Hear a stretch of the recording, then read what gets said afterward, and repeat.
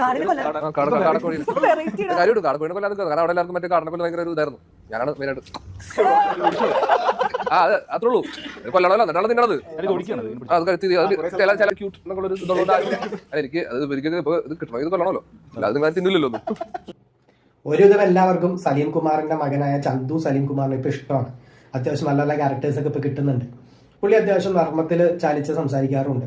അപ്പോൾ ഈ അടുത്ത് വന്നൊരു ഇന്റർവ്യൂ ആണിത്. ആ ഇന്റർവ്യൂവിൽ പുള്ളി പറയാണ് കാടക്കോഴിനെ ഇങ്ങനെ പിടിച്ച് കൊല്ലുന്നു. പക്ഷെ അതിന്റെ അടിയിൽ വന്ന കമന്റ് ബോക്സ് കാണണം. അയ്യോ, കമന്റ് ബോക്സ് കണ്ടാൽ ഇത്രയും നന്മ നിറഞ്ഞ കേരളം അല്ലെങ്കിൽ നന്മ നിറഞ്ഞ കേരളത്തിലെ ജനങ്ങൾ വേറെ എവിടെ ഉണ്ടാവില്ല. അതേസമയം ഇതേ കാടക്കോഴിനെ ഏതെങ്കിലും ഒരു ബംഗാളി കഴുത്ത് പിരിച്ച് കൊന്ന് കട്ട് ചെയ്ത് തന്ന് വീട്ടിൽ കൊണ്ട് കറി വെച്ച് കഴിക്കുമ്പോൾ ആഹാ മമ്പൻ ടേസ്റ്റ്. അപ്പോൾ പുള്ളി പറയുന്നൊരു കാര്യമല്ലേ, അതാരെങ്കിലുമൊക്കെ കൊല്ലണ്ടേ. പുള്ളിക്ക് ആ ഒരു മൈൻഡില്ല, പുള്ളിക്ക് പ്രശ്നമില്ല. പക്ഷേ പ്രശ്നം മൊത്തം നാട്ടുകാർക്കാ.